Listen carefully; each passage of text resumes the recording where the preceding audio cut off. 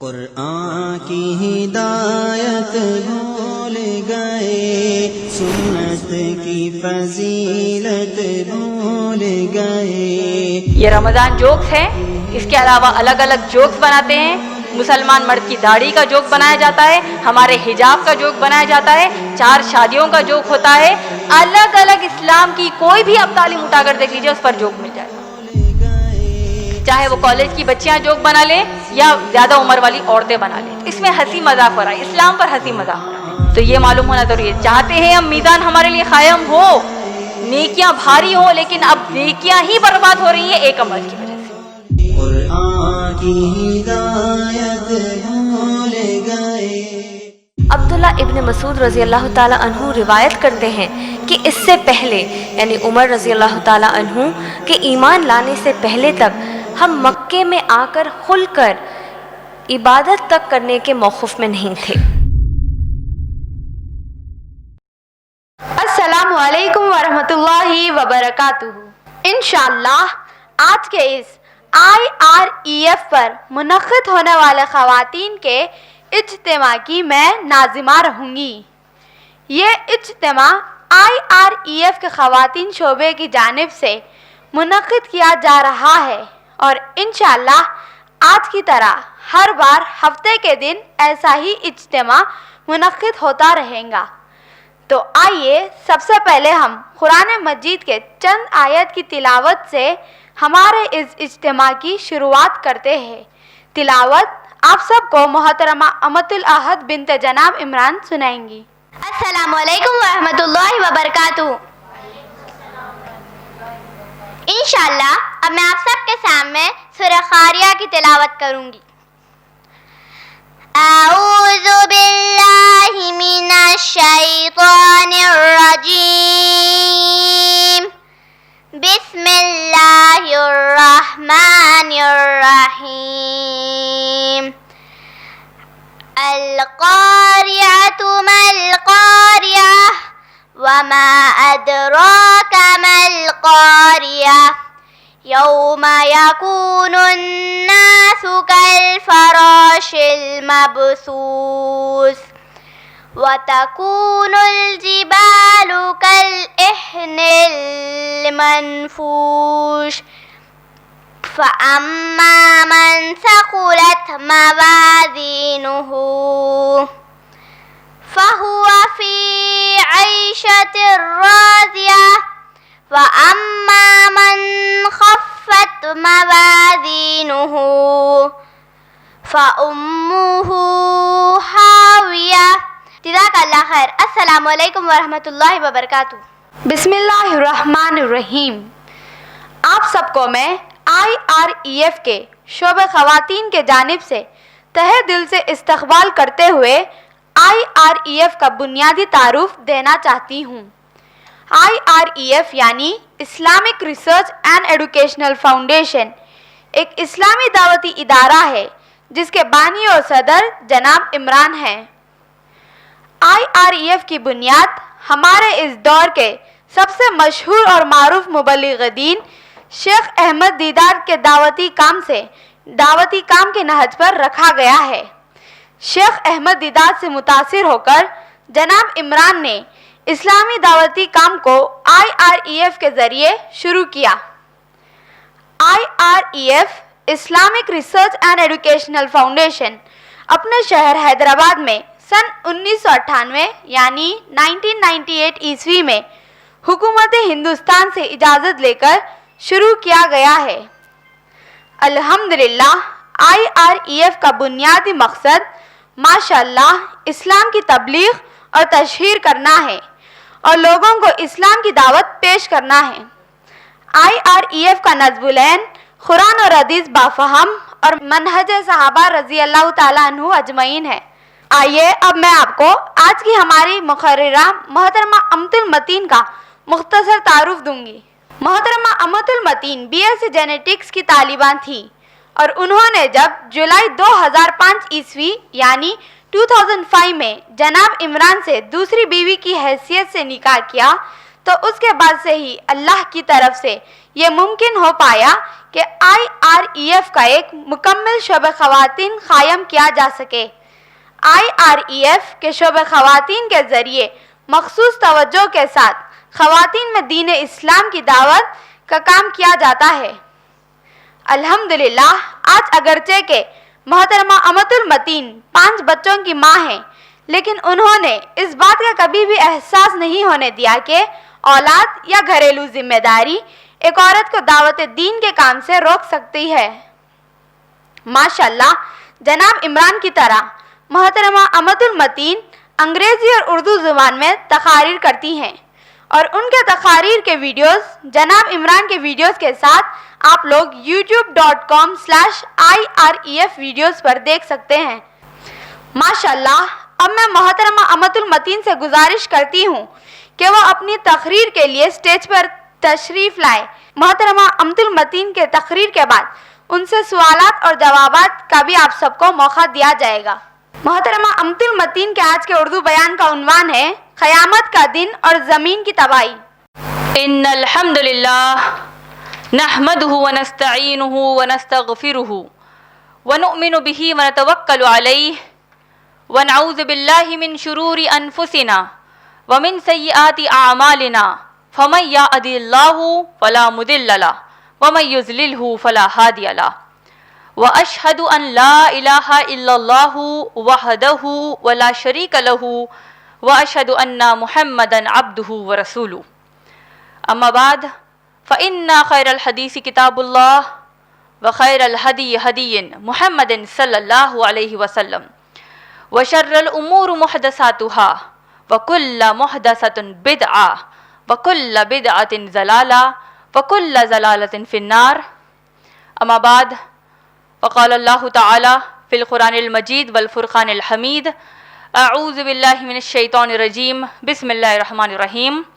القارعۃ ما القارعۃ وما ادراک ما القارعۃ بسم اللہ الرحمن الرحیم رب اشرح لی صدری ویسر لی امری واحلل عقدۃ من لسانی یفقہوا قولی۔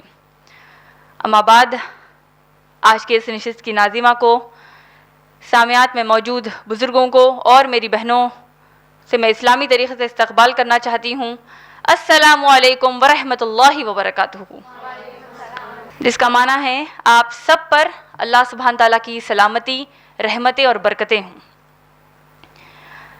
میرے آج کے اس درس قرآن کا عنوان ہے قیامت کا دن اور زمین کی تباہی۔ سب سے پہلے میں اللہ سبحانہ تعالیٰ سے دعا کرنا چاہتی ہوں کہ اے اللہ سبحانہ تعالیٰ، آج کے میرے اس درس قرآن میں اگر میری زبان سے کوئی ایسی بات نکل جائے، میری زبان سے کوئی ایسی گفتگو ہو جائے کہ اگرچہ وہ رائی کے دانے کے برابر کیوں نہ ہو، اور اے اللہ سبحانہ تعالیٰ اگر آپ اس سے ناراض ہوتے ہیں تو اللہ مجھے معاف فرما دیجئے، اور سننے والوں پر اس کا رائی کے دانے کے برابر بھی اثر نہ چھوڑیے، اور اے اللہ سبحانہ تعالیٰ ہم سب کو ہماری موت تک اس قرآن سے جڑنے کی توفیق عطا فرمائیے، آمین یا رب العالمین۔ آج کے جو درس قرآن کا عنوان ہے قیامت کا دن اور زمین کی تباہی، یہ عنوان قرآن کے ایک مخصوص سورے پر مبنی ہے۔ یہ وہ سورہ ہے جو ہمارے پیارے رسول اللہ محمد صلی اللہ علیہ وسلم پر مکے میں نازل ہوا۔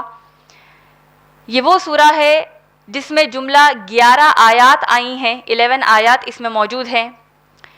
یہ وہ سورہ ہے جس میں اللہ سبحانہ و تعالیٰ نے تمام انسانوں کو، یعنی قیامت تک جو انسان اس دنیا میں پیدا ہونے والے ہیں، کیونکہ یہ قرآن ہدی للناس ہے، اس قرآن میں، اس سورے میں اللہ سبحانہ و تعالیٰ نے ہم تمام انسانوں کو ایک بہت بڑی اصلیت سے آگاہ کیا، اور وہ اصلیت ہے قیامت کا دن، اور اس قیامت کے دن میں زمین پر کیا تباہی ہوگی اس کا ذکر اللہ نے اس سورے میں کیا۔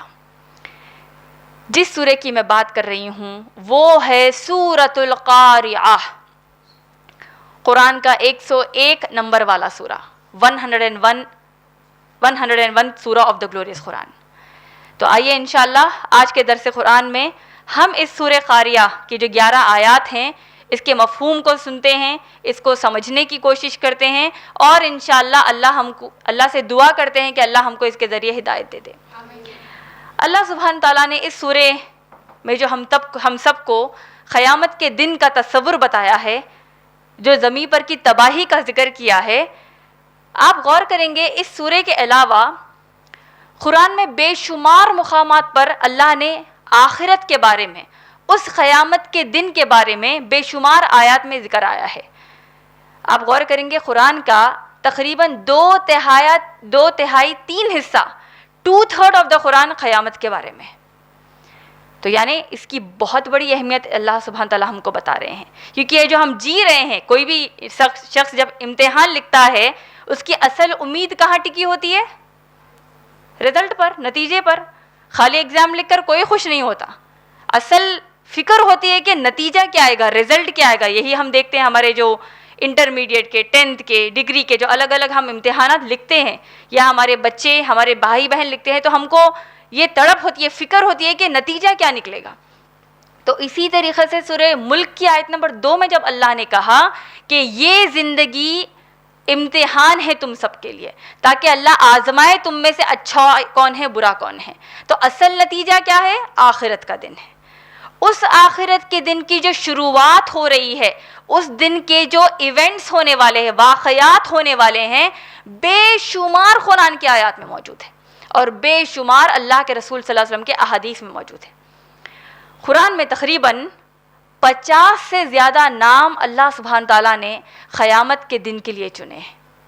اس کا معنی کیا ہوا؟ ایک نام سے بھی قیامت کہا جا سکتا ہے، بس آخرت کا دن کہا جا سکتا ہے، لیکن الگ الگ ناموں سے بلانے کا مطلب یہ ہے کہ اللہ اس دن کی اہمیت ہم سب کو بتانا چاہتے ہیں۔ اللہ نے قرآن میں قیامت کو یوم القیامہ کہا ہے، اللہ نے قیامت کو قرآن میں یوم الآخرہ کہا ہے، اللہ نے قیامت کو قرآن میں یوم الحساب کہا ہے، حساب کا دن ہے، اللہ نے قرآن میں قیامت کو یوم الحسرہ کہا ہے، پچھتاوے والا دن ہے، اللہ نے اس قرآن میں قیامت کو یوم الخروج کہا ہے، جس دن زمین سے زمین جو اخرجت الارض اثقالہا، زمین جو نکال پھینکے گی اپنے بوجھوں کو، انسان جو اپنی خبروں میں سے نکل جائیں گے، نکالا جائے گا انسانوں کو خبروں سے، یوم الخروج کہا ہے۔ یوم اس لفظ کے ساتھ قیامت کا ذکر آیا ہے۔ اس کے علاوہ آپ غور کریں گے الگ الگ ایک ہی لفظ میں اللہ نے قیامت کا ذکر کیا ہے۔ مثال کے طور پر اللہ نے قیامت کو ساعہ کہا ہے، ساعہ عربی میں کہتے ہیں گھڑی کو، وہ گھڑی آنے والی ہے، وہ گھڑی آنے والی ہے، بارہا اللہ نے قرآن میں ذکر کیا ہے۔ اسی طریقے سے اللہ نے قیامت کے دن کو صاخہ کہا ہے، the deafening blast، وہ ایسا دھماکہ ہونے والا ہے قیامت کے دن کہ انسان بہرا ہو جائے گا، بہرا ہونے کے قریب آ جائے گا، اس قدر وہ تکلیف میں آ جائے گا، وہ دھماکہ الصاخہ ہونے والا ہے۔ سورہ نازیات میں اللہ نے کہا وہ تامات الکبریٰ ہے قیامت کا دن، یعنی بہت بڑی تباہی کا دن ہے۔ اللہ نے قرآن میں قیامت کو الواقعہ کہا ہے۔ واقعہ کہتے ہیں ہم، دیکھیے وہ کل کا واقعہ ہے، چند سال پہلے کا واقعہ ہے، چند سال بعد کا ایک واقعہ، لوگ کہتے ہیں کہ ایسا واقعہ ہونے والا ہے، تو یعنی واقعہ ایک سٹوری کو کہتے ہیں، ایک ایونٹ کو بھی کہتے ہیں۔ تو قیامت کے اس ایونٹ کو اللہ نے واقعہ کہا ہے، اللہ نے اس کو الحاقہ کہا ہے، حق والی چیز، یہ ہونے ہی والی ہے۔ اسی طریقے سے اللہ نے اس سورہ قاریہ میں قیامت کا ایک نام مقرر کیا ہے، القاریہ۔ تو آئیے دیکھتے ہیں اللہ اس سورے میں قیامت کی جو ہولناکیاں ہیں، قیامت کا یہ دن ہے، زمین پر کی جو تباہی ہے، اس کا اللہ کیا ذکر کرتے ہیں۔ اللہ نے فرمایا اعوذ باللہ من الشیطان الرجیم، بسم اللہ الرحمن الرحیم، القاریہ۔ یہ ایک آیت ہے۔ اللہ کس چیز کا ذکر کر رہے ہیں؟ القاریہ، ٹھوکنے والی، کھڑکھڑانے والی، دا اسٹرائکنگ کیلیمٹی، وہ جو بہت بڑا حادثہ قیامت کے دن کا ہے، وہ کھڑکھڑانے والا ہے، ٹھوکنے والا ہے۔ مل قاریہ، یہ قاریہ ہے کیا؟ وما ادراک مل قاریہ، تیسری بار اللہ پھر کہتے ہیں قاریہ کا لفظ استعمال کرتے ہوئے، اور تم کیا جانو یہ قاریہ کیا ہے؟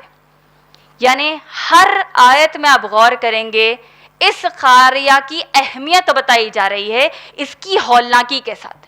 القاریہ، مل قاریہ وما ادراک مل قاریہ، تم کیا جانو یہ قاریہ کیا ہے، یہ بہت بڑی چیز ہونے والی ہے.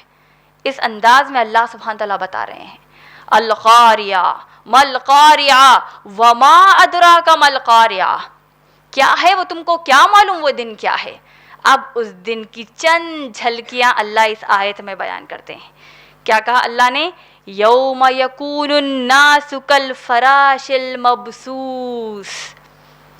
ہم انسان 5 فیٹ 6 فیٹ کے جو ہم انسان ہیں، جو زمین پر چلتے پھرتے ہیں، جو چاہے ہماری منمانی کر لیتے ہیں، رعاب میں رہتے ہیں، فخر کرتے ہیں، ریاکاری میں مبتلا ہے، اللہ ہم کو معاف کرے.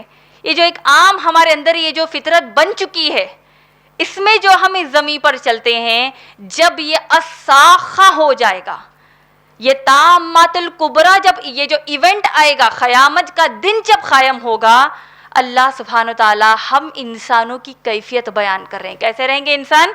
یوما، اس دن، یکون الناس، انسان اس دن کیسے رہیں گے؟ کالفراش المبثوث، بکھرے ہوئے پتنگوں کی طرح رہیں گے.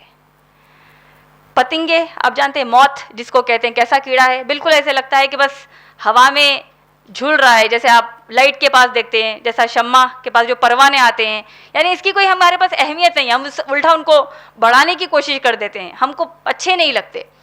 لیکن اس کی کیفیت کیسی ہوتی ہے پروانے کی، یہ جو پتنگے ہوتے ہیں ان کی کیفیت کیسی ہوتی ہے؟ بڑے ہلچل میں، پریشان حال، اس قدر ان کی کیفیت ہوتی ہے. تو اللہ سبحانہ وتعالیٰ انسانوں کے لیے جو لفظ استعمال کر رہے ہیں، کیسے ہو جائیں گے انسان؟ بکھرے ہوئے پتنگوں کی طرح. اس آیت کی تفسیر میں آتا ہے بکھرے ہوئے پتنگوں کی بات اللہ نے یہاں پر اسی لیے کی، اس کا معنی، اس کا مفہوم یہ لیا جا رہا ہے کہ انسان جو تتر بتر پھریں گے قیامت میدان محشر میں، جو پھریں گے، اتنے پریشان رہیں گے. کیوں پریشان رہیں گے؟ کیوں پریشانی کی بات کیا ہے؟ خبروں میں سے نکالا جا رہا ہے، سور جو پھونکا جائے گا، خبروں میں سے جو نکالے جائیں گے، تمام انسان ایک ہی چٹیل میدان زمین پر ہوں گے.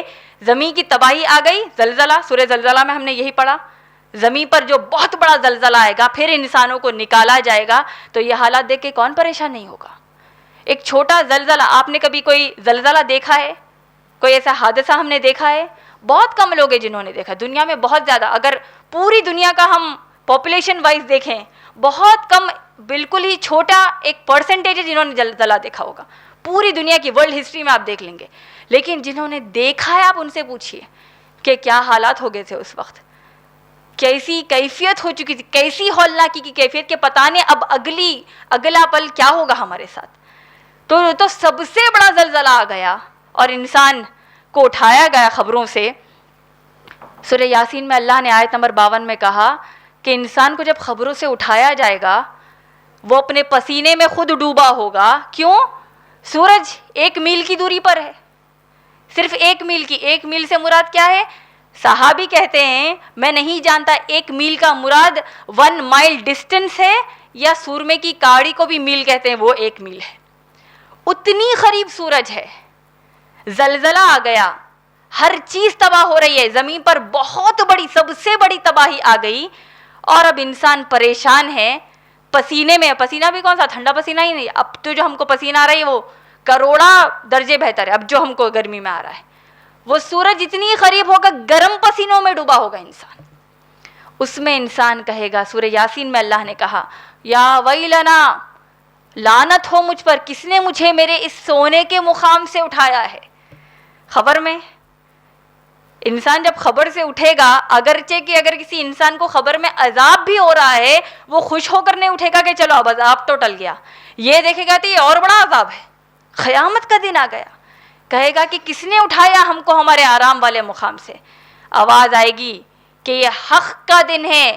قالو، کہا جائے گا کہ رحمان نے جو وعدہ کیا تھا، الرحمان نے جو وعدہ کیا تھا، اور انبیاء نے جو سچی بات کہی تھی کہ یہ دن آنے والا ہے، آنے والا ہے. زلزلے کا ذکر کیا، ہر چیز کا قرآن میں ذکر کیا. انسان اس وقت یاد کرے گا. پریشان ہے، پتنگوں کی طرح ہے، بہت زیادہ پریشانی میں ہے. آگے اللہ نے کہا وَتَكُونَ الْجِبَالُ كَالْعِهْنِ الْمَنْفُوشِ، انسان کی کیفیت اللہ نے بتائی کہ بکھرے ہوئے پتنگوں کی طرح ہو جائے گا. اور یہ جو پہاڑ آپ دیکھتے ہیں، کتنے بڑے بڑے پہاڑ ہیں دنیا میں. ماؤنٹ ایوریسٹ ہے، ماؤنٹ کلیمنجارو ہے، الگ الگ بڑے بڑے پہاڑ آپ دیکھیں گے. اللہ سبحانہ تعالیٰ کہتے ہیں یہ دھنکی ہوئی روئی کی طرح ہو جائیں گے. روئی کتنی ہلکی ہوتی ہے، ایسے سمجھیے ہوا میں روئی اڑ رہی ہے. تو دھنکی ہوئی روئی کس کو کہتے ہیں؟ وہ جس کو ابھی پیوریفائی نہیں کیا گیا، جس کو انسان کے یوز کے لیے ابھی نہیں بنایا گیا، تھوڑا بھی پروسیس میں ہے، اس کے ساتھ ابھی تھوڑی گندگی موجود ہے، ریشے اس کے ابھی بکھرے ہوئے ہیں. تو کارڈڈ وول دھنکی ہوئی روئی کی شکل میں پہاڑ ہو جائیں گے. تو یہ دو کیفیات اللہ نے زمین پر کی بتائی، اور بتائی کہ کیسے زمین پر تباہی ہوگی. پچھلے سورے میں زلزلے کا ذکر ہے، اس سورے میں انسان کیسا ہو جائے گا اور پہاڑ کی شکل کیا ہو جائے گی اللہ نے بتا دی. اب اگلے عنوان پر آئیے. اللہ نے کہا فَأَمَّا مَنْ ثَقُلَتْ مَوَازِينُهُ فَهُوَ فِي عِيشَةٍ رَاضِيَةٍ. اللہ سبحانہ تعالیٰ اس قیامت کے دن کی ایک اہم اصلیت ہم کو بتا رہے ہیں.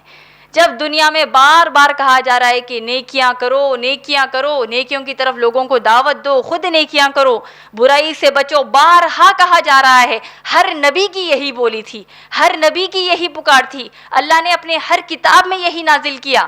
قیامت تک اس قرآن پر جو عمل کرنا ہے اسی میں یہی بیان آیا ہے.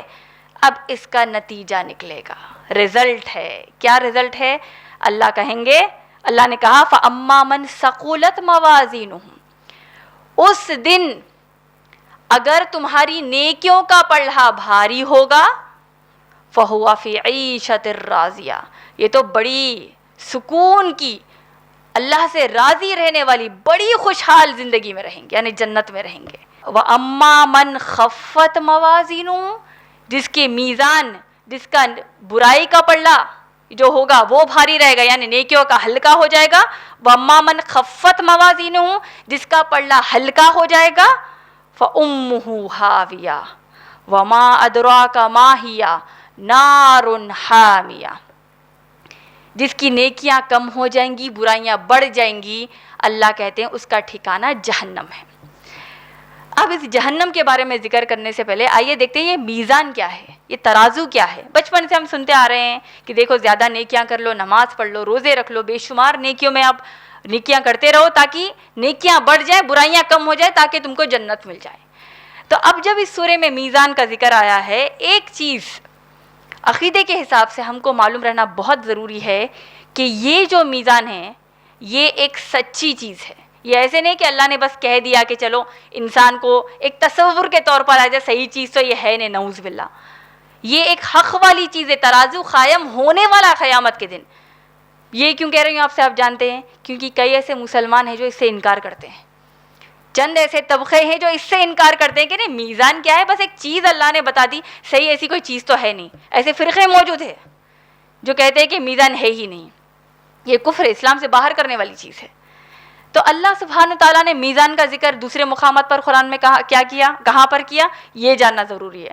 اللہ نے سورہ انبیاء سورہ نمبر 21 کی آیت نمبر 47 میں، یعنی سورہ نمبر 21 آیت نمبر 47 میں کہا کہ ہم اس دن میزان قائم کریں گے سچائی کے ساتھ، انصاف کے ساتھ، اور اس دن کسی کے ساتھ ناانصافی نہیں ہوگی.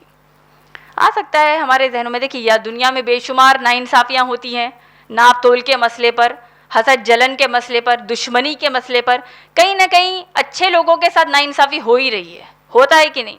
امانت داری چلی گئی تو نیک لوگ اگر اپنے آپ کو کہیں پیش کرتے ہیں یا نیکی کرتے ہیں تو ان کے ساتھ برا ہو رہا ہے. لیکن قیامت کا منظر یہ ہے، قیامت کے دن جو ہوگا اللہ ہر چیز انصاف کے ساتھ کریں گے. کیونکہ اللہ نے اپنے بارے میں قرآن میں کیا کہا، سورہ نساء کی آیت نمبر 40 میں، ان اللہ، بے شک اللہ، لا یظلم مثقال ذرہ، اللہ ذرہ برابر بھی ناانصاف نہیں ہے. تم رائی کے دانے کے برابر اچھائی کرو، سورہ زلزال میں یہی سیکھا ہم نے، اللہ اس کو بتا دے گا. رائی کے دانے کے برابر برائی کرو، تم کو بتا دے گا. یہ جو میزان کی چیزیں، بڑی دلچسپ چیز ہم کو قرآن احادیث میں یہ سمجھ میں آتی ہے کہ میزان میں جب تولا جائے گا انسان کے جو اعمال تولے جائیں گے، اچھائیاں ہیں، برائیاں ہیں، ہر چیز ہے. لیکن پہلے ذکر کیا رہا ہے، وَأَمَّا مَنْ ثَقُلَتْ مَوَازِينُهُ، جس کا نیکیوں کا پلڑا بھاری رہے گا وہ کامیاب ہو گئے۔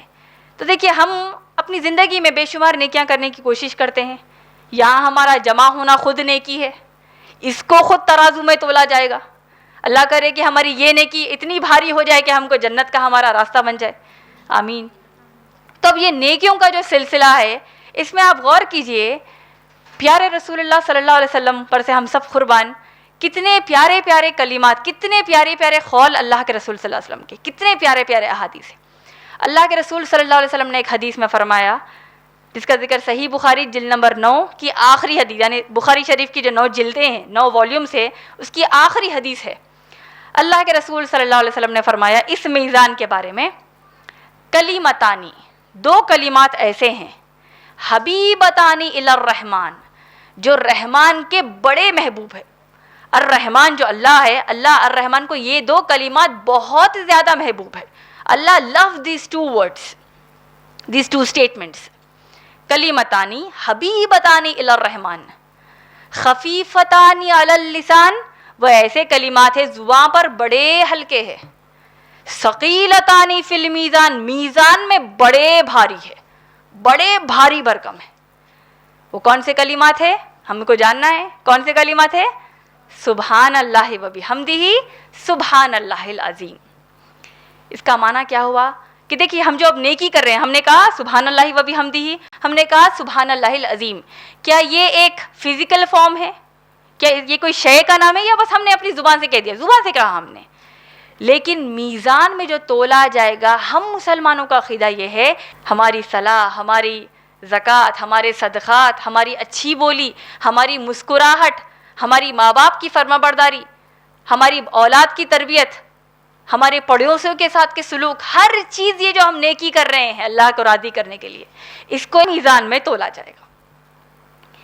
تو سب سے ایک بڑی پیاری ہمارے لیے بات کیا ہو گئی کہ میزان میں اپنی نیکیوں کے پلڑے کو بھاری کرنے کے لیے یہ کلمات کو پڑھنا ہے۔ اس کے علاوہ آپ دیکھیں گے پیارے رسول اللہ صلی اللہ علیہ وسلم نے ایک حدیث مبارکہ میں فرمایا کہ سب سے زیادہ وزنی نیکی کون سی ہے، جو میزان میں بہت زیادہ، سب سے زیادہ وزن ہے۔ یہ جاننا ہمارے لیے ضروری ہے تاکہ ہم وہ نیکی پر عمل کر لیں جس سے میزان سب سے زیادہ بھاری ہو جاتا ہے۔ اللہ کے رسول صلی اللہ علیہ وسلم نے فرمایا میزان میں سب سے زیادہ بھاری کوئی چیز ہے، سب سے زیادہ وہ عمل جو میزان میں سب سے زیادہ بھاری ہے، وہ ہے اچھے اخلاق۔ کون سا عمل ہے جو سب سے زیادہ بھاری ہو جائے گا میزان میں؟ اچھے اخلاق۔ یہی وجہ اللہ کے رسول صلی اللہ علیہ وسلم نے فرمایا جس کے پاس اخلاق نہیں وہ ہم میں سے نہیں۔ تو دیکھیے جب ہم بات اخلاق کی کرتے ہیں تو عنوان ہی الگ ہو رہا ہے۔ عنوان کیسا ہو جائے گا کہ بچوں کو بولنا چاہیے کہ ماں باپ کی فرمانبرداری کرے، بڑوں سے بدتمیزی سے بات نہ کریں۔ اخلاق کو ہم نے ہمارے ایک مطلبی مزاج کی وجہ سے پتہ نہیں ہم نے اس کو بڑا محدود کر دیا ہے۔ اخلاق کیا ہے؟ آپ کے معاملات جو معاشرے میں ہوتے ہیں، آپ کی جو ملاقاتیں ہیں، آپ کی جو بات چیت ہے، چاہے کوئی چھوٹے ہو یا بڑے، وہ اخلاق ہو گئے۔ ہر قسم کے معاملات جو ہمارے ہوتے ہیں، شوہر میاں بیوی میں جو بات چیت ہوتی ہے، وہ اخلاق اس کا اس سے تعلق ہے۔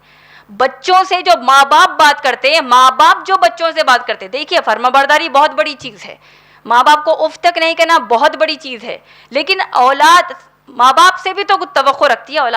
اولاد کیا ایکسپیکٹ کر رہی ہے ماں باپ سے کہ وہ اچھی بات ہم سے کرے، ہماری طرف توجہ دے، تو یہ بھی کرنا اخلاق ہے۔ یہی صحابہ صحابیات کرتے تھے، یعنی اسلام نے بیلنس رکھا ہے، پڑوسیوں کے حقوق ہے، ہر ایک کے حقوق ہے، لیکن آپ غور کیجئے یہ اخلاق کو پھر ہم نے جو میزان میں سب سے زیادہ وزنی ہے، اس کو ہم نے پھر اللہ کے بندوں کے حد تک محدود کر دیا۔ اللہ کے تعلق سے، اللہ کے رسول صلی اللہ علیہ وسلم کے تعلق سے، ان کے تعلق سے، ہمارے اللہ کے رسول صلی اللہ علیہ وسلم، صحابہ صحابیات کے تعلق سے ہمارے اخلاق کہاں ہیں؟ یہ بات کیوں کہہ رہی ہوں آپ جانتے ہیں۔ اب دیکھیے رمضان قریب ہے ماشاءاللہ، اتنی بری بات ہے، بڑی تکلیف ہوتی ہے بتاتے ہوئے کہ اب بڑے پاپولر انٹرنیٹ پر رمضان جوکس ہو رہے ہیں، رمضان جوکس، استغفر اللہ۔ تو کہاں جا رہے ہیں ہمارے اخلاق؟ دیکھیے ایک ہے کہ آپ کو علم نہیں ہے تو ہم کو اسلامی اعتبار سے کیا بتایا گیا؟ آپ کو علم نہیں ہے تو ہم کو خاموش بیٹھنا ہے. ایک چیز کا علم آ گیا، بلغوا انی ولو آیا، بتا دو لوگوں کو جو علم آ گیا. یہ قرآن کی آیت معلوم ہو گئی، لوگوں تک بتانا فرض ہے. یہ حدیث معلوم ہو گئی، لوگوں تک بتانا فرض ہے. اب کچھ معلوم ہی نہیں ہے تو کیا بچا؟ مذاق بناؤ. تو ہم نے دعاؤں کا مذاق بنایا. تو یا اخلاق کی جب بات ہو رہی ہے، اچھے سلوک کی بات ہو رہی ہے، انسانوں میں آپس میں تو کرنی ہے، لیکن سب سے زیادہ ہم کو جو چیز سمجھنی ہے جس سے ہم کو سلوک آپس کا ایک دوسرے کا سکھایا اللہ نے، اس قرآن کے تعلق سے، سیرت النبی صلی اللہ علیہ وسلم کے تعلق سے، صحابہ صحابیات کے تعلق سے. مذاق کرنا، کچھ نہیں معلوم ہے تو جو منہ میں آیا کہہ دینا، یہ تمام چیزیں اخلاق کے تعلق سے. کیوں میں نے یہ کہا بات اب جانتے ہیں؟ کیونکہ یہ تمام چیزیں میزان سے تعلق رکھتی ہیں. نیکی، ہم بے شمار نیکیاں کر رہے ہیں، ایک چھوٹا مذاق ہمارا اسلام پر ہم کو کیسے بھاری پڑ سکتا ہے. دیکھیے اللہ نے سورہ کہف سورہ نمبر 18 آپ پڑھیں گے، اللہ سبحانہ تعالیٰ نے فرمایا جو لوگ اللہ کی آیات کا کفر کرتے ہیں اور آخرت کے دن کا انکار کرتے ہیں. کیا کہا اللہ نے؟ جو اللہ کی آیات کا کفر کرتے ہیں. حجاب قرآن میں ہے، لیکن کئی ہماری بے شرم مسلمان بہنیں جو کہتی ہیں کہ نہیں حجاب کا حکم قرآن میں نہیں ہے، یعنی ہے سو چیز کو نہیں کہنا کفر ہو گیا. معلومات نہیں ہے تو منہ بند کرنا الگ بات ہے، معلومات نہیں رکھ کے منہ کھولنا کفر ہو رہا ہے. یہ ایک چیز ہو گئی. پھر 4 شادیوں کا حکم قرآن میں ہے، سب چیز اچھی ہے قرآن میں، یہ ایک چیز میرا شوہر تو بالکل بھی نہیں، یہ چیز میں قرآن میں ایک چیز سمجھ میں نہیں ہے، کفر کر رہے ہیں ہم. سود، الگ الگ چیزوں پر آپ غور کیجئے، سب اچھا ہے یہ، سب اچھا ہے یہ. دیکھیے اس وقت اللہ کے نبی صلی اللہ علیہ وسلم کا وقت الگ تھا، آج کیسے زندگی گزاریں گے؟ کفر کر رہے ہیں. پھر آخرت کے دن کا کفر. آپ کسی سے کہہ دیجئے دیکھیے آپ اچھے سے، آپ غیبت مت کریے، چغلی مت کریے، آپ دین کے کام سے جڑیے. کچھ بھی اگر ہم نیکی کی طرف کسی کو دعوت دیتے ہیں تو ایک جملہ آ جاتا ہے کہ آخرت سے ڈرا رہے ہیں. دیکھیے بھائی آخرت جب آئے گی دیکھ لیں گے. استغفر اللہ. وہ جب کی بات ہے، جب دیکھ لیں گے. اللہ رحمان ہے، اللہ معاف کریں گے. تو یہ مومن کی صفت نہیں ہے، یہ منافق کی صفت ہے. تو اللہ نے سورہ کہف میں کیا کہا؟ 2 باتیں بتائی. جو اللہ کی آیات سے انکار کرتے ہیں، اللہ سے ملاقات سے انکار کرتے ہیں، اللہ ان کے لیے قیامت میں کوئی وزن قائم نہیں کریں گے، کوئی ترازو قائم نہیں کریں گے، میزان ہی ان کے لیے قائم نہیں ہوگا. تو اب نیکیاں کہاں چلے گئی؟ اللہ کہتے ہیں ان کی نیکیوں کو اللہ پھونک مار دیں گے. کتنے سال ہم زندہ رہے؟ ہم 60 سال، 70 سال، 80 سال، جتنی نیکیاں کی، اللہ کی آیات کے ساتھ کفر کیا، آخرت کے دن کا انکار کیا، پھونک مار کر نیکیوں کو اڑا دیا جائے گا. انسان سمجھے گا میں نے تو یہ فلاں تمام نیکیاں کی تھی، نیکیاں کہاں چلے گئی؟ اور ان کے لیے کوئی میزان قائم نہیں کریں گے. آگے آیات میں آتا ہے، سوچے میزان کیوں قائم نہیں ہوگا؟ کیونکہ یہ لوگ، اللہ ہماری حفاظت کرے. میری بہنوں اپنا اپنا محاسبہ کیجیے. کیوں میزان قائم نہیں ہوگا؟ یہ لوگ اپنی محنت کو دنیاوی زندگی میں لگا دیتے ہیں اور سمجھتے ہیں کہ ہم خوب اچھے کام کر رہے ہیں. ہماری آج کی روٹین کیا ہو گئی؟ صبح شام ایک ایک دن جیسا گزر رہا ہے. ہماری دنیا کے پیچھے زندگی جا رہی ہے اور ہمارے پاس دین کا کام کرنے کی فرصت نہیں ہے. یعنی ایک فرصت والی چیز ہے، کچھ ٹائم بچ جائے گا تو دین کا کام کر لیں گے. دنیا میں ہم اس قدر مگن ہیں، اور اگر جب کوئی بات نکلتی ہے سامنے والوں کے سامنے تو ہمارا ایٹیٹیوڈ کیسا ہوتا ہے؟ ہم اپنے گھر کی بڑائی بتاتے ہیں کہ دیکھیے ماشاءاللہ ہمارا روٹین یہ، ہم یہ کر رہے ہیں، وہ کر رہے ہیں. 1-2 نیکیاں کر لیں گے، 200 برائیاں کر لیں گے، خوش، ہم بہت اچھا کام کر رہے ہیں. یہی اللہ نے یہ سائیکالوجی، یہ ذہنیت اللہ نے قرآن میں بتائی کہ یہ سمجھتے ہیں کہ یہ بہت اچھا کام کر رہے ہیں، دنیا کی زندگی میں مشغول ہو کے یہ بہت اچھا کام کر رہے ہیں. تو ان سے کہہ دو کہ ان کے لیے میزان قائم نہیں ہوگا، ان کو اللہ سبحانہ تعالیٰ انعام نہیں دیں گے، یہ لوگ جہنم کے مستحق ہے. کیوں؟ اس کے بعد کی آیت میں اللہ نے کہا کیونکہ یہ لوگ میری آیات کا مذاق اڑاتے تھے. یہ رمضان جوکس ہیں، اس کے علاوہ الگ الگ جوکس بناتے ہیں. مسلمان مرد کی داڑھی کا جوک بنایا جاتا ہے، ہمارے حجاب کا جوک بنایا جاتا ہے، 4 شادیوں کا جوک ہوتا ہے. الگ الگ اسلام کی کوئی بھی آپ تعلیم اٹھا کر دیکھ لیجیے، اس پر جوک مل جائے گا آپ کو. چاہے وہ کالج کی بچیاں جوک بنا لیں یا زیادہ عمر والی عورتیں بنا لیں. اس میں ہنسی مذاق ہو رہا ہے, اسلام پر ہنسی مذاق ہو رہا ہے. تو یہ معلوم ہونا ضروری ہے. چاہتے ہیں ہم میزان ہمارے لیے قائم ہو, نیکیاں بھاری ہوں, لیکن اب نیکیاں ہی برباد ہو رہی ہیں ایک عمل کی وجہ سے. تو یہ سمجھنا ضروری ہے. تو میزان میں کیا ہوگا؟ نیکیاں جس کی بھاری اس کے لیے فَهُوَ فِي عِيشَةٍ رَاضِيَةٍ, بڑی آرام کی, سکون کی جنت میں اس کی زندگی ہو جائے گی. اب ان نیکیوں کے پلڑے کو بھاری کرنے کے لیے خوب نیکیاں کرتے رہنا ہے, اللہ کا ذکر کرتے رہنا ہے, اللہ کی وحدانیت لوگوں میں بیان کرتے رہنا ہے. یہ ایک چیز. پھر اللہ نے کیا کہا؟ وَأَمَّا مَنْ خَفَّتْ مَوَازِينُهُ, جس کا پلڑا ہلکا ہو جائے گا. کون سا پلڑا؟ ترازو کا کون سا حصہ ہے جس میں نیکیاں ہیں, وہ جب ہلکا ہو جائے گا کیا ہو جائے گا؟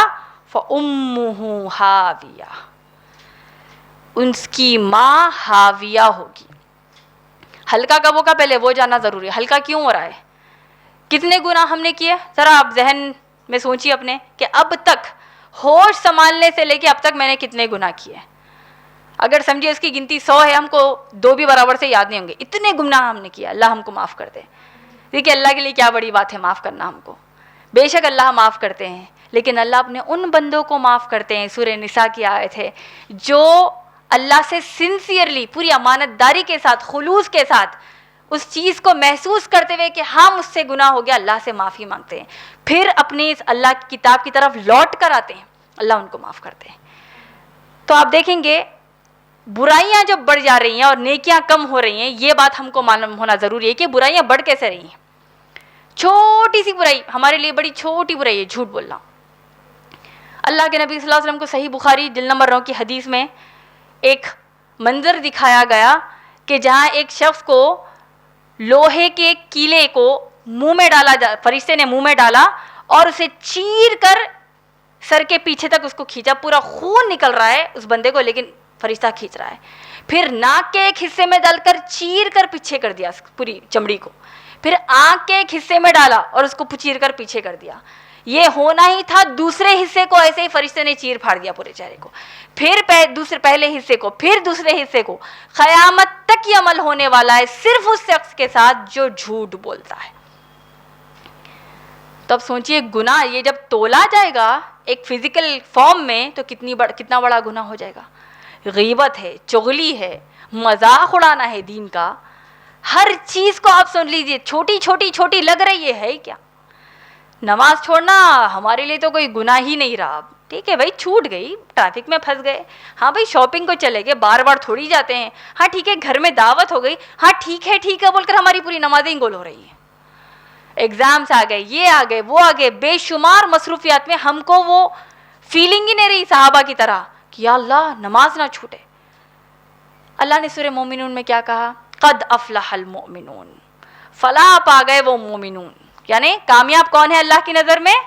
ڈسٹنکشن میں لانے والا انٹر کا اسٹوڈنٹ نہیں, ایم سیٹ میں فرسٹ رینک لانے والا نہیں, IIT میں کامیاب ہونے والا نہیں, گوگل میں جاب کرنے والا نہیں, کوئی ملک کے پریزیڈنٹ یا پرائم منسٹر بننا اللہ کے پاس کامیابی کا پیمانہ نہیں ہے. قد افلح المؤمنون, کامیاب ہو گیا وہ جو مومن ہے. کون ہے مومن؟ مومن کس کو کہتے ہیں؟ جس کے پاس ایمان ہے, جو اپنی صلاح کی حفاظت کرتے ہیں. اب گھر میں اپنے مال کی حفاظت کرتے ہیں, ہم سب اپنے گھر میں اپنے مال کی حفاظت کرتے ہیں, گھر کی حفاظت کرتے ہیں, دروازے کو چیک کرتے ہیں کہ صحیح لگا ہوا ہے, کیونکہ دیکھیے لوگ کیسے خراب ہو چکے ہیں, جہاں چاہے چوری ڈکیتی ہو رہی ہے, خون خرابہ ہو رہا ہے. بس ایک گھر کا اگر آپ کھلا رکھ دیں گے تو بار بار ہم کو یہ بتایا جا رہا ہے کہ ساودھانی بڑی اہم ہے. لیکن نماز کی ساودھانی, نمازوں کو کیسے ہم حفاظت کر رہے ہیں؟ ہمارے پاس کوئی تصور ہی نہیں رہا. کیوں؟ کیونکہ اللہ کے رسول صلی اللہ علیہ وسلم نے کیا فرمایا؟ قیامت کی نشانیوں میں سے ایک نشانی بتائی, سب سے پہلی چیز جو میری امت سے اٹھا لی جائے گی وہ امانت داری ہے. دھوکہ دینا آپس میں سب سے پہلی چیز ہے جو امت سے اٹھائی جائے گی. آخری چیز نماز ہے. یعنی نماز اڑ گئی اب ہم سے, نماز کا تصور ہی ہم سے چلا گیا, تو اب نیکی کیا بچی؟ یعنی یہ آخری چیز ہو جائے گی. ہمارے یہاں بڑا عام ہے, اگر کوئی نمازی ہماری بہن ہے, وہ کسی بد نماز جو نماز نہیں پڑھتی اس سے جا کر کہے کہ دیکھیے فلاں آپ پڑھ لیجئے نماز, دیکھیے نماز بہت بڑی نیکی, نہیں پڑھنے سے یہ عذاب ہوگا, یہ عذاب ہوگا, بتایا. تو سمجھیے جو نماز پڑھنے والی اللہ کی بندی ہے, ہماری مسلمان بہن ہے, اس سے کوئی دوسری جگہ کچھ گناہ ہو رہا ہے تو نماز نہیں پڑھنے والے کیا کہے گی, جواب نہ پہلے وہ عمل دیکھ کر آؤ. بڑے خود نماز پڑھ کے گناہ کر رہے ہیں, ہم نہیں پڑھ کے نہیں کر رہے. فلسفہ, لاجک, منطق دیکھیے. تم نماز پڑھ کے گناہ کر رہے ہو, اس سے اچھا نہیں پڑھو. استغفر اللہ, ایسے کہنے والے بھی موجود ہیں. کیا فائدہ ہوا تمہاری نمازوں کا, تم پر تو مصیبتوں کے پہاڑ ٹوٹ ہی رہے ہیں, اس سے اچھا نہیں پڑھو. ایسے بھی کہنے والے لوگ موجود ہیں. تو کیوں ہو رہا ہے ایسا؟ کیونکہ ہم کو گناہ کا تصور آؤٹ ہو گیا. گناہ کا تصور اب نہیں رہا. نیکی کا تصور یہ ہے کہ ٹھیک ہے بھائی, کسی کو سلام کر لو, کچھ قرآن کی تھوڑی بات کر لو, تھوڑی سی اچھی بات کر لو, رمضان آ رہا ہے تھوڑی اور عبادت کر لو, ہول سیل میں گناہ معاف ہو جائیں گے. صحابہ صحابیات ایسے تھوڑی تھے, خوب محنت کی, خوب محنت کی. اور کیسے تھے صحابہ؟ غیر مسلمان کا قول ہے, غیر مسلمان ایک جاسوس صحابہ کے درمیان آیا دیکھنے کے لیے کہ ان کی کامیابی کا راز کیا ہے. گیا اپنے غیر مسلمان بادشاہ کے پاس, کہا کہ بتاؤ یہ لوگ کامیاب کیوں رہے ہیں, ان کے پاس تو کوئی فورس ہے نہیں, ان کے پاس زیادہ مال و دولت نہیں ہے, پھر یہ لوگ کامیاب کیوں رہے ہیں؟ تو غیر مسلمان جاسوس نے کہا کہ بڑی عجیب مجھے کیفیت سمجھ میں آئی ان کی, ایک چیز بڑی عجیب لگی مجھے. صحابہ کے بارے میں کون کہہ رہا ہے؟ غیر مسلمان جاسوس کہہ رہا ہے. کہا کہ یہ جو لوگ ہیں اللہ کے, یہ جو نبی ہے صلی اللہ علیہ وسلم, یہ جو محمد ہے صلی اللہ علیہ وسلم, ان کے صحابہ کا یہ کیفیت رہتی, ان کے صحابہ کی یہ کیفیت رہتی کہ دن بھر اللہ کی عبادت میں مشغول, اللہ کی راہ میں جہاد کر رہے ہیں, اللہ کی راہ میں صدقہ کر رہے ہیں, خوب نیکیوں پر نیکیاں کر رہے ہیں, اور رات میں جس طرح چھوٹے بچے روتے ہیں ویسے اللہ کے خوف سے ڈر رہے ہیں. تو اس کا معنی کیا ہوا میری بہنوں؟ کسی نیکی کو چھوٹا نہیں سمجھنا ہے, کسی برائی کو چھوٹا نہیں سمجھنا ہے. دن رات یہ سوچو کہ وہ قیامت کا دن جو آنے والا ہے یہ آپ کے آنکھوں کے سامنے میزان کھڑا کیا جائے گا. اللہ سبحانہ تعالیٰ نے سورہ زمر سورہ نمبر 39 آیت نمبر 66 میں یہ جو قیامت کا جو دن ہے, یہ جو زمین کی تباہی ہے, اس کا ذکر کیا. وہ دن جس دن میزان قائم ہوگا, اس سے پہلے کے حالات اللہ نے بیان کیے. اللہ نے کہا وما قدر اللہ حق قدری, ان لوگوں نے اللہ کی قدر نہیں کی جس طرح قدر کرنے کا اللہ کا حق ہے. اللہ اپنے ہاتھ میں زمین کو گرفت میں لے لے گا, قبضہ کر لے گا اللہ. والسماواتی, اور یہ جو آسمان ہے اللہ سبحانہ تعالیٰ اس کو لپیٹ دیں گے.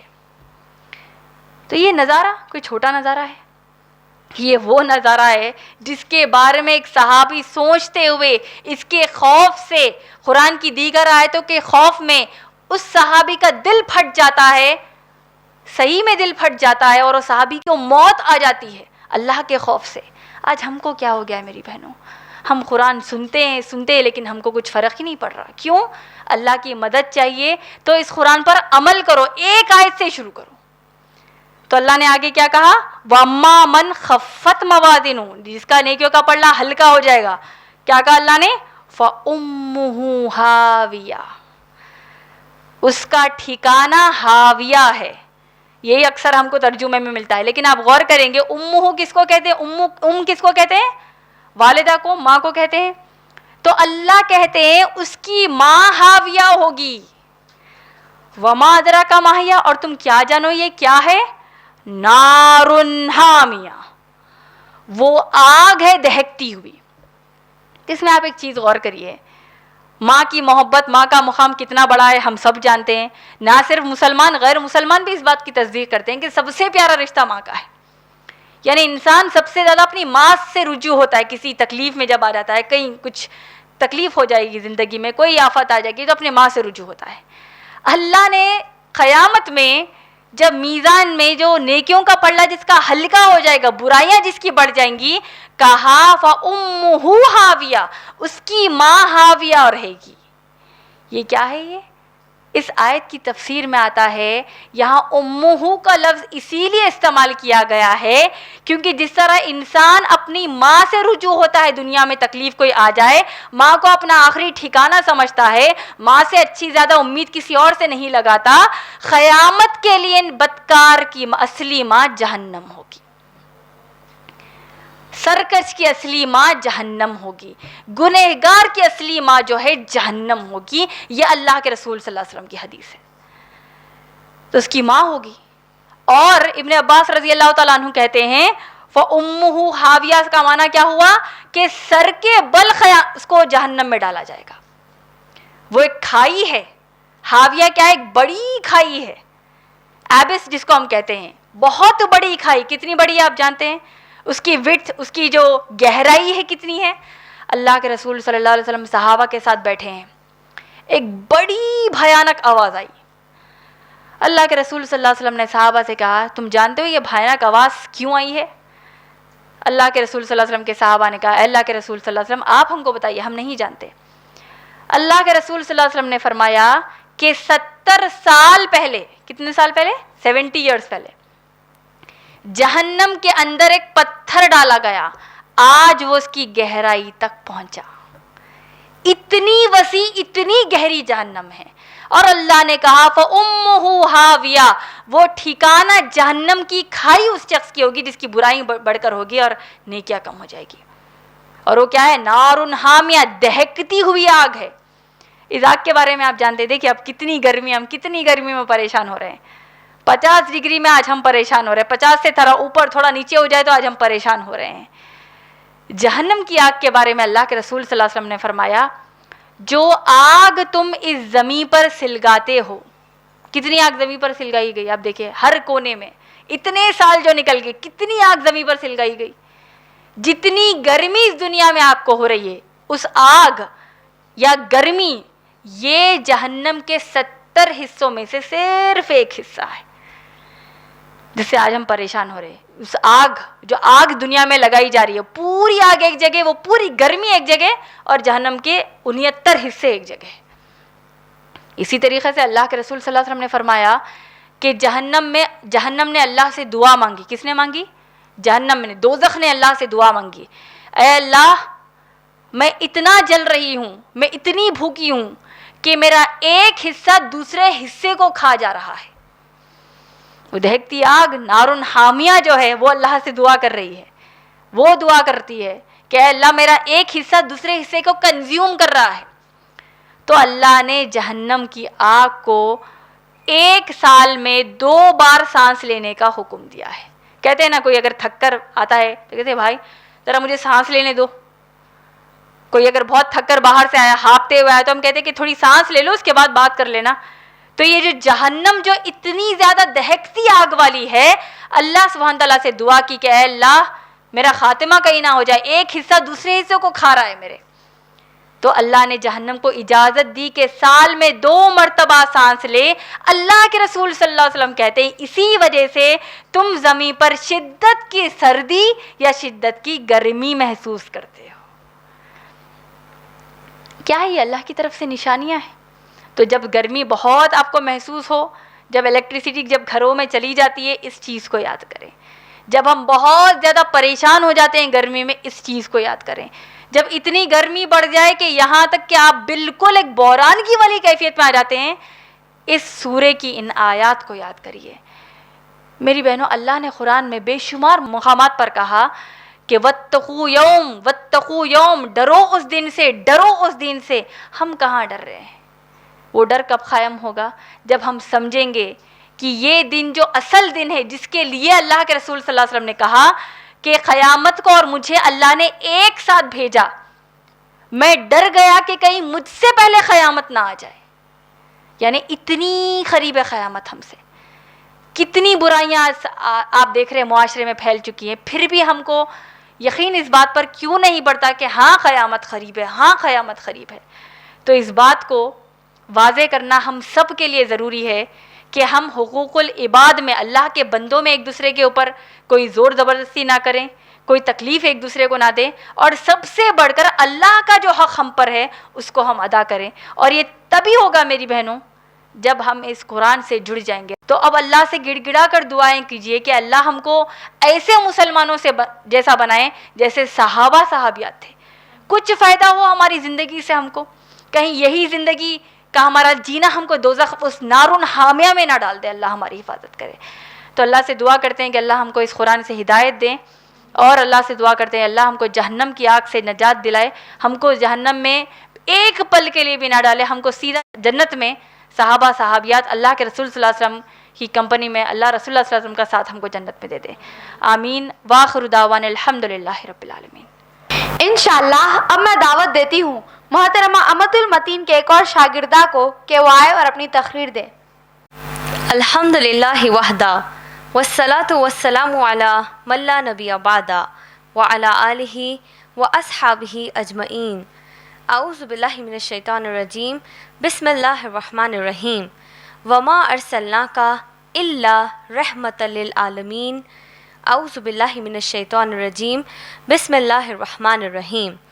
رب اشرح لی صدری ویسر لی امری واحلل عقدۃ من لسانی یفقہوا قولی. اما بعد، معزز بزرگوں کا اور میری محترم بہنوں کا میں اسلامی طریقے سے استقبال کرتی ہوں. السلام علیکم ورحمۃ اللہ وبرکاتہ، جس کے معنی ہیں اللہ سبحانہ و تعالیٰ کی آپ تمام پر سلامتی ہو، رحمتیں ہوں اور برکتیں ہوں. انشاءاللہ میرے آج کی اس تقریر کا عنوان ہے سیرت النبی صلی اللہ علیہ وسلم، کڑی نمبر 24. ماشاءاللہ سیرت النبی صلی اللہ علیہ وسلم کے پچھلے کڑی میں ہم نے عمر ابن خطاب رضی اللہ تعالی عنہ کے ایمان لانے کا جو واقعہ تھا وہ ہم نے جانا، اور ساتھ میں ہم نے دیکھا کہ کس طرح جب عمر ابن خطاب رضی اللہ تعالی عنہ ایمان لاتے ہیں، اسلام میں داخل ہوتے ہیں، تو کس طرح دین اسلام کے لیے وہ ایک مضبوط طاقت بن کر دکھاتے ہیں. یہاں تک کہ عبداللہ ابن مسعود رضی اللہ تعالی عنہ روایت کرتے ہیں کہ اس سے پہلے، یعنی عمر رضی اللہ تعالی عنہ کے ایمان لانے سے پہلے تک ہم مکے میں آ کر کھل کر عبادت تک کرنے کے موقف میں نہیں تھے. اور پھر ہم نے دیکھا کہ اس کے کچھ عرصے بعد کفار مکہ کے پاس جو ہر سال ایک میلہ لگتا تھا، وہ میلہ لگنے کا وقت آ گیا تھا. یہاں تک ہم نے پچھلے کڑی میں دیکھا. تو اب یہ تمام جو کفار مکہ تھے، یہ کمبختوں کا ہمیشہ سے یہ سوچنا تھا کہ نعوذ باللہ اللہ کے نبی صلی اللہ علیہ وسلم جادوگر ہے، یا نعوذ باللہ اللہ کے نبی صلی اللہ علیہ وسلم شاعر ہے. لیکن سبحان اللہ، اس سب کے باوجود جب اللہ کے نبی صلی اللہ علیہ وسلم کو اس میلے کے بارے میں جیسے ہی علم ہوتا ہے، جیسے ہی معلوم ہوتا ہے کہ یہ میلہ لگنے والا ہے، تو فوراً کفار مکہ کو اندازہ ہی نہیں ہوتا ہے، ان کو بھنک تک نہیں ہوتی ہے، اور اللہ کے نبی صلی اللہ علیہ وسلم وہاں پر پہنچ جاتے ہیں. اور وہاں پر جاتے ہی اللہ کے نبی صلی اللہ علیہ وسلم اس قرآن میں جو سورہ نجم ہے، اس سورے کی تلاوت کرنا شروع کر دیتے ہیں. اللہ کے نبی صلی اللہ علیہ وسلم جب سورہ نجم کی تلاوت کرنا شروع کرتے ہیں تو تمام کفار مکہ کی جو وہاں محفل تھی، جو پورے لوگ بیٹھے ہوئے تھے، وہ لوگ غور سے سننے لگے اللہ کے نبی صلی اللہ علیہ وسلم کی تلاوت کو. وہ محفل میں ایک پورا سناٹا چھا گیا تھا، اور صرف اللہ کے نبی صلی اللہ علیہ وسلم کے تلاوت کرنے کی آواز آ رہی تھی. تو اب آپ لوگ سوچیں میری بہنوں، یہاں پر تلاوت کون کر رہے تھے؟ اللہ کے نبی صلی اللہ علیہ وسلم خود تلاوت کر رہے تھے.